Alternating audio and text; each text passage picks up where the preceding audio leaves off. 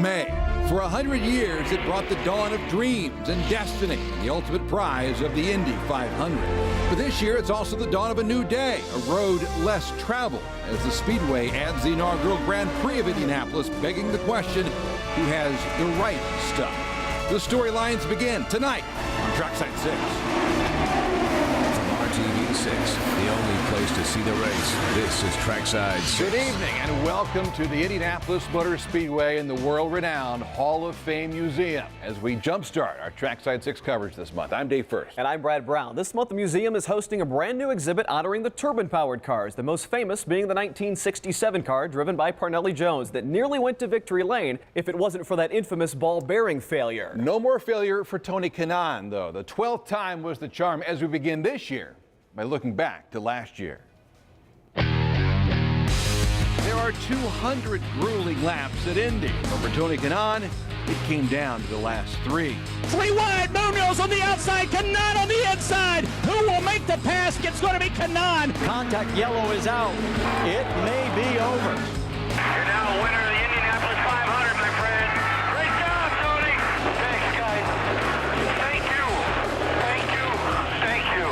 And the celebration was on, from the wreath to the milk to kissing his wife Lauren and the bricks themselves.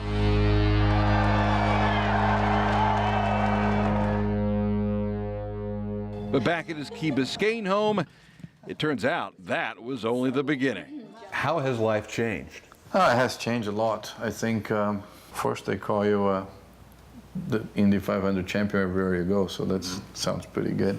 That whole week was really like amazing, and then, I mean, everything just kept happening. And it was one adventure after another, from an appearance on Letterman. The security is not here. Should we just touch all? Yeah, let's touch it because it's silver. To other talk shows from coast to coast. He won the Indy 500! It led to sponsorship from Sunoco and the movie Turbo, which led to more talk shows and red carpet appearances, and not to mention his unveiling of his likeness to the Borg Warner Trophy, to accepting his baby Borg to his likeness on the Indy 500 ticket. This past year, it was winning Indy the Kanaan way. I think it's interesting how things haven't changed, in that he was so busy all the time. Off seasons were crazy always. Yeah, I don't think I've changed as a person. You know, At all. That a win would never do that to me, even this type of win. It's definitely great to wake up in the morning and know that I've done it. You know, especially it comes this time of the year that you invade my house, and we're not talking about, is this the year? Is this the year? It's worth noting the decorations around the home have changed a bit, adding some different helmets to his collection while keeping his own race-worn helmets on the bottom shelf. All next to a table displaying wedding photos and the new Baby Borg trophy. This is where I walk in every morning, so I look down like. I like how all of the helmets are kind of like looking at the Baby Borg trophy. Have you thought about this? Actually, I disagree. They looking away, like they're all pissed. Because the trophy's right there, and they look, and people are like, I don't want to look. I don't want to look. You want? Maybe actually, this is what I do.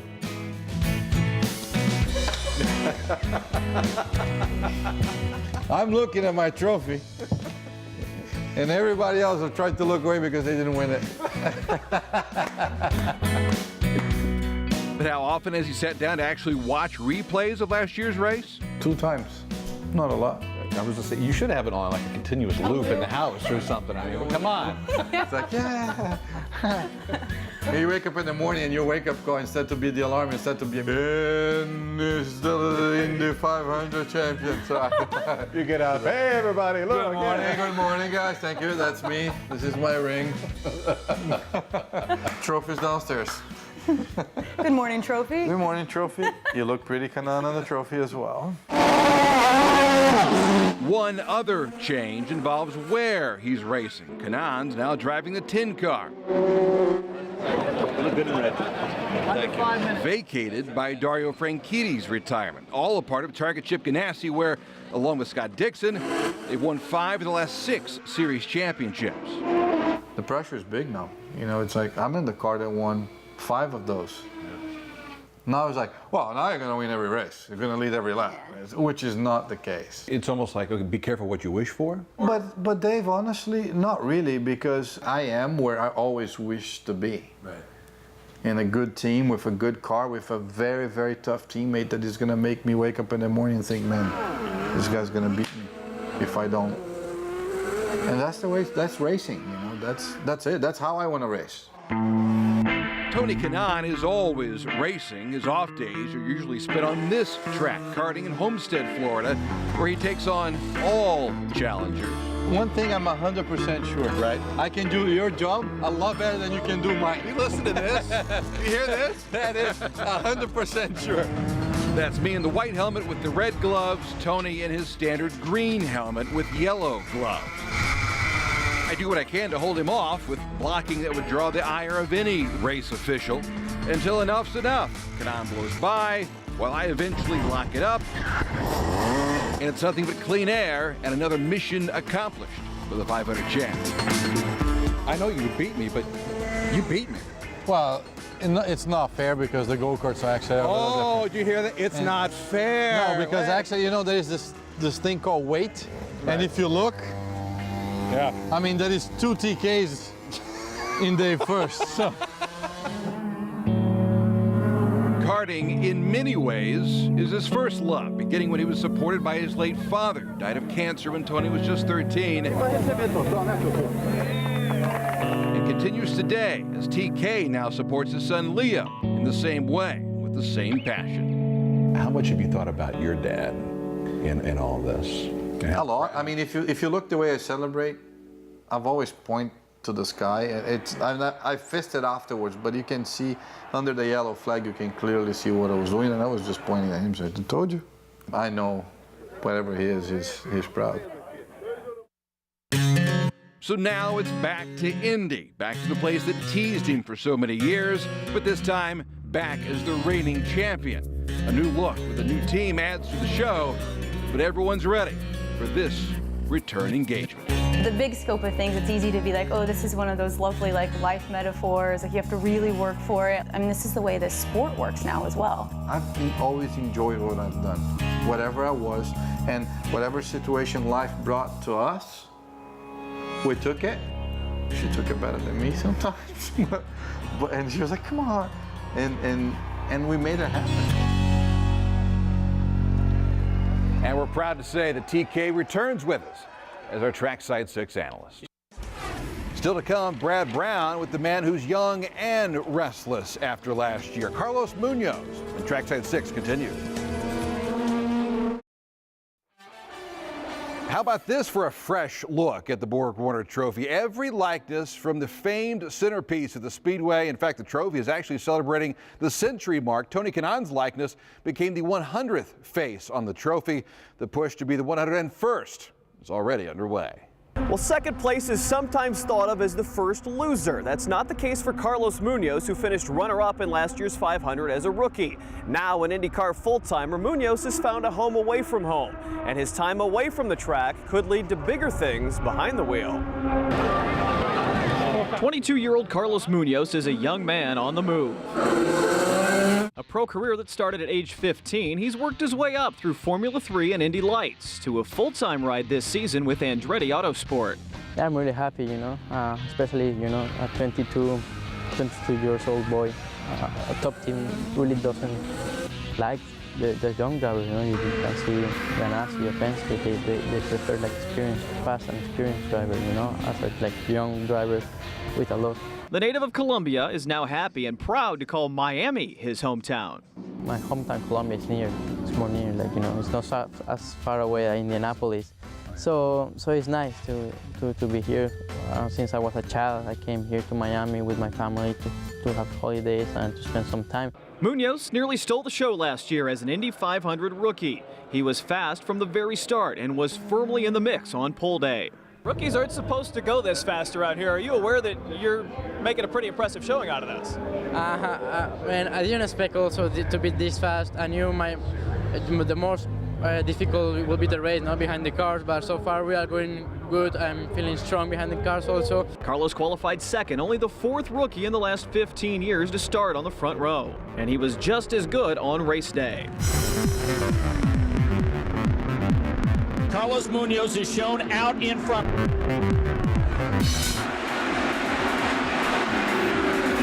wide into 1.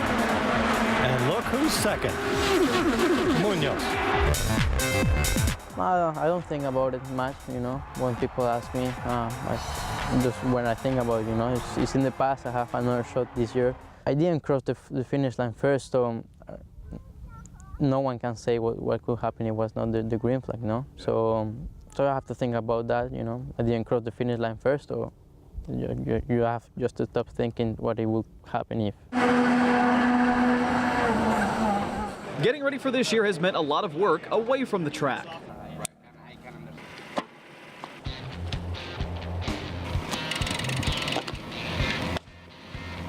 I work out 5 times a week. You know, like I do biking, I do running, swimming, gym sessions. I also do 1 day of go-kart, you know? It's totally 6 days.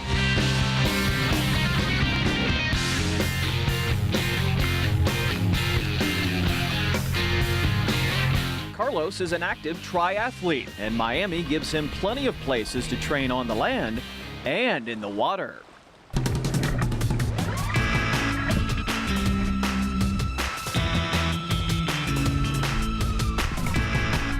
Always nice where all the year it allowed me to train, you know, to go outside and train. You know, it's not nice to be all the time in the gym, like running in the gym. So here I can run outside, I can do biking, I can swim in the ocean. No? If you see, it's like a swimming pool.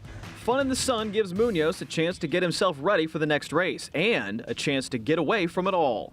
Here I don't think about racing, you know, all the time. I think it's really bad for you to think about racing 100% all the day along. So here I can disconnect, I can do my things. I have a lot of friends here because they study here in the university. For a driver whose IndyCar career is just getting started, it feels like Munoz is ready for big things. My goal thing this year, once I open this door, you know, I'm in the room, in the IndyCar drivers. You know, I just want to close it and stay there for a long time. Munoz says one of his great childhood memories was cheering in the streets at home when Juan Pablo Montoya won the Indy 500. This year, Munoz will get to compete against Montoya at Indy. Still to come, how Dario Franchitti will never have another push for more at the Speedway. Very candid conversation after his career was cut short. Next on Trackside 6. Everyone's busy in May, but no one more so than Kurt Busch, the 2004 NASCAR champion, pulling double duty this month, the Indy 500 and the Coke 600.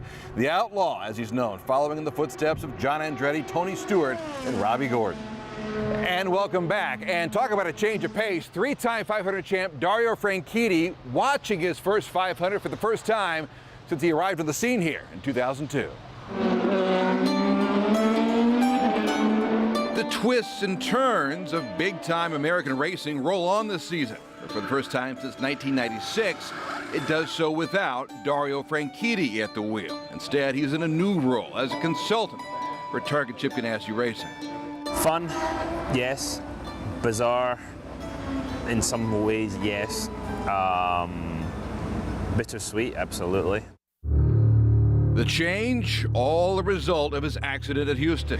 We've got a big crash in turn number 5. As this Professional and amateur cameras captured it. Oh no. Oh my goodness. Franchitti suffered 2 broken vertebrae, a broken right ankle, and the 3rd major concussion of his career. That is a thundering blow. Yeah. The accident reminded more than a few of Dan Weldon's fatal accident nearly 2 years earlier. In fact, Dan's wife, Susie, happened to be in attendance at Houston. Here's the thing that caught my eye at Houston is that Susie is in the pit box. So I didn't know that because I don't remember anything. You don't remember anything? I lost 5 weeks. So I think 2 weeks before, 3 weeks after. Nothing. Still? Yeah. Have doctors told you you eventually will get those 5 weeks back? or no, they're just gone? You know, having done this before with concussions, right? It's one of the reasons I had to stop, because there was multiple large concussions. I didn't get any of the memory back. So no, it's not going to come back. You know, I went to my buddy Albert's wedding in Portland, and that's the last thing I remember. We tested at Fontana, apparently. I'm like, really? It was a decent test. Apparently it was all right. I don't know. But yeah. It's weird. It's scary, isn't it? Yeah, it's well, not really, because I don't know any better. I just kind of it is what it is. Taken it as it is, and yeah. Franchitti spent 4 days at a Houston hospital before flying to Indianapolis for continued treatment. The days were hard, the nights even harder, with his thoughts occasionally straying towards not only Weldon, but Greg Moore, who died in a race accident in 1999. I definitely thought about, you know, the two guys closest to me, Greg and Dan. Greg Moore. I thought about them when when it was going on. I thought, you know, this could have been a lot worse. I'm still here, and for whatever reason, I'm still here. So I'm not gonna question that. I'm not gonna mump and moan and sit about and, you know, feel sorry for myself, because, you know, it could have been a lot worse. Doctors informed Franchitti that his racing days were over. His first public comments came at a mid-December news conference at the team's Indianapolis race shop, with the situation becoming even more of a reality after seeing Tony Kanaan in the 10 car for the first time, just a few days after Dario suggested to the team that TK take over. Is it any easier to take because one of your best friends is in the 10 car? We have joked. Scott Harner, Barry, and I were sitting in one of the tests. These are management people. Yeah, management people, and you know, Scott was my spotter, now Tony's Barry's strategist. Just two guys, really good friends as well. And we're sitting there, and Scott looks at me and starts chuckling one day. He goes, "If driver X, I'm not going to say who, had been the guy that they were looking at for the 10 car, I don't think you'd have retired." And I said, "You're probably right." Do you care to tell us who driver X was? No. Probably not who you think either. But it does help. It helps that it's TK, and TK's getting a really good opportunity. It helps that I'm involved too. I need to carry more speed in to pick up. Dario remains in the middle of it all, from engineering meetings to driver debriefs to race morning hugs and huddles. Let's have a fun day. Let's win a race. He still wears the team logos and still casts a large shadow on the sport. In fact, he will for some time. It's like having all the benefits but none of the responsibilities. Absolutely. And the thing is, you can always just be like, it's so much easier where you're sitting out of the car and go, "Hey, well, you're not doing that bit right. Come on." You know, and you can see them going, "Yeah, okay." He began as a 23-year-old from Scotland, just trying to make a name for himself. It ends in a 17-year career with 31 wins, 8th on the all-time list, leading him to 4 series championships and several sips of milk at Indy. And he was in control of it all. Perhaps the worst part of his retirement is that this time he had no control at all. When it's kind of taken away a little early, it kind of sucks. But who knows how much longer I would have driven as well in Indy cars at any rate. You know, 1, 2 years maybe. I mean, look at it this way. You walk away with 3 Indy 500s. That ain't all bad. Oh, this really. isn't, yeah. You did okay for yourself here, you think? Life's been good. There's been a couple of horrible bumps in the road, but you know, this is not terrible. You know, it's something. I had a great thing going, and it's gone, and we've got to get used to it. But the alternatives were a lot worse. You know, and we've seen that with Dan and with Greg and some other guys. The alternatives are worse. So what? You know, I've got nothing to complain about. He might be down, but he's not out. He's looking forward to driving the pace car in this year's race. Still to come, the Speedway, miles ahead from where it's been on Trackside 6.